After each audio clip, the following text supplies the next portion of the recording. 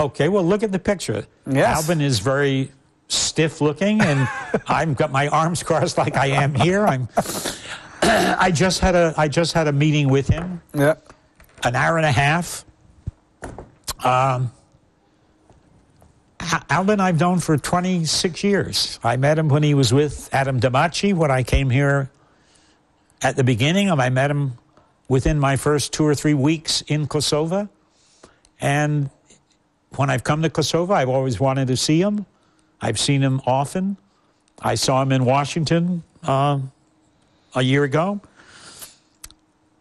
Albin is so bright. Albin, like in our conversation we just had, we talked about U.S. politics, which is interesting. He knows more about Donald Trump than I do. And I know a lot about Donald Trump. We talked about how the situation is here.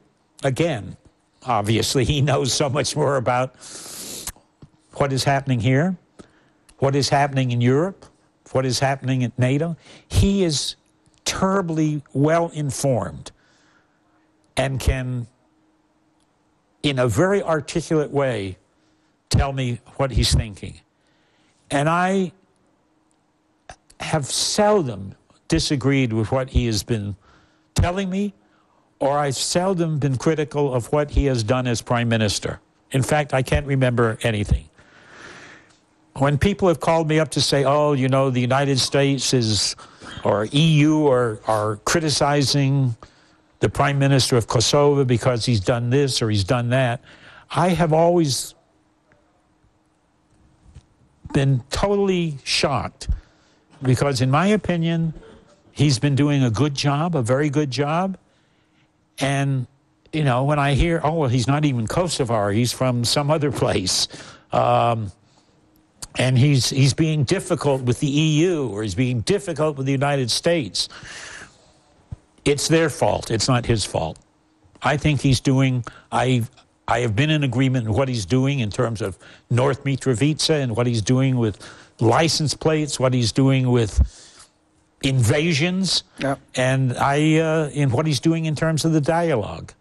So I admire him. I respect him very much. I really do. And, you know, when I'm in Washington and people ask me about Albin Kurtin and tell me, oh, have you heard the latest? You know, usually it's BS. It's stupid rumors and stupid stuff. I don't know. I just don't listen anymore. So another picture is also Madam President Vjosa Osmanin. So what's the relationship with her? I wouldn't say we have a relationship exactly. I met her, maybe 6 months before she became a candidate, when she was convincingly elected. I met her when she had sort of broken away from LDK, and we had a good meeting. She was perfect in English. She told me why she had broken away from Avni Mustafa and the rest of LDK. And, that was the first time I met her. When she was a candidate for election, I came out and I thought said very positive things about a woman running for president, the second candidate woman, and yeah. I'm always saying good things about the women of Kosovo. Yeah. And she called me a week or 2 weeks before the election, surprised me by saying that there was a story in the papers here that she had done something to say that if she became president, she was going to cancel a contract I had with the foreign ministry to help the foreign ministry develop diplomats. And she called to say that was not true. And so I said, you know, I'm supportive of your candidacy. I hope you win. Good luck. And she said that she would be in contact with me. And the next thing I knew, she was president. And I didn't hear from her again. I met her a year ago. Yeah. for the first time after her becoming president.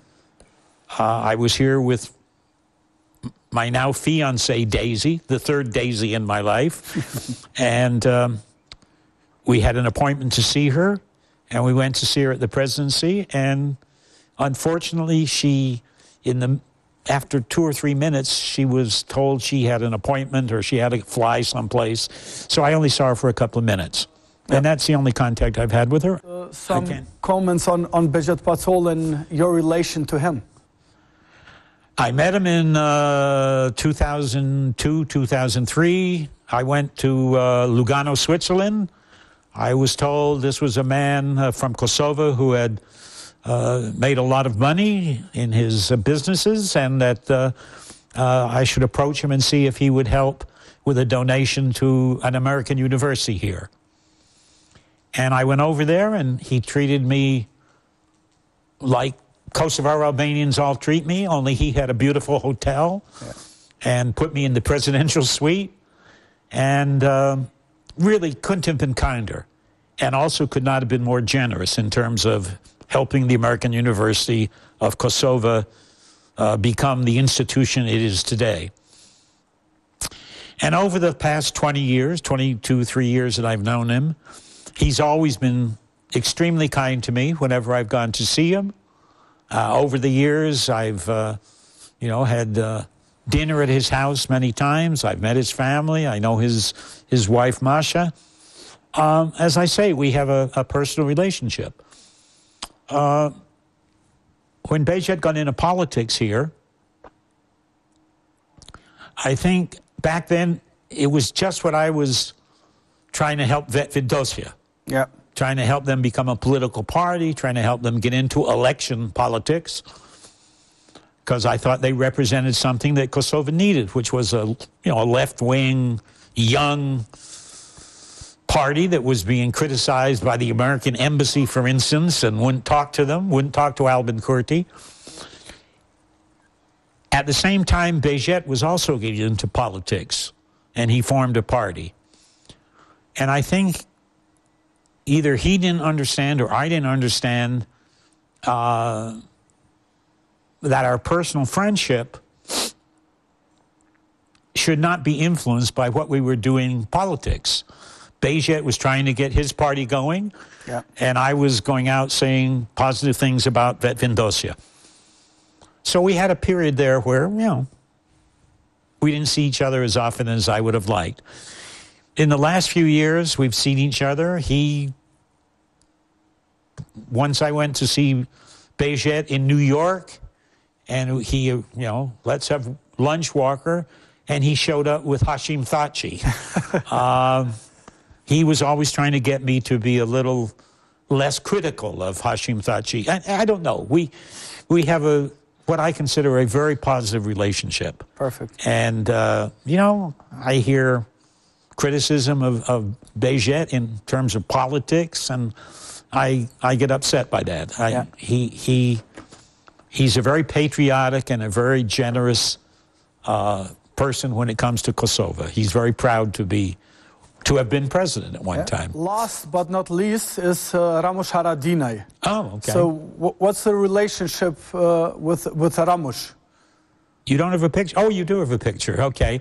Well, Ramush I've known for a long time also. I met him first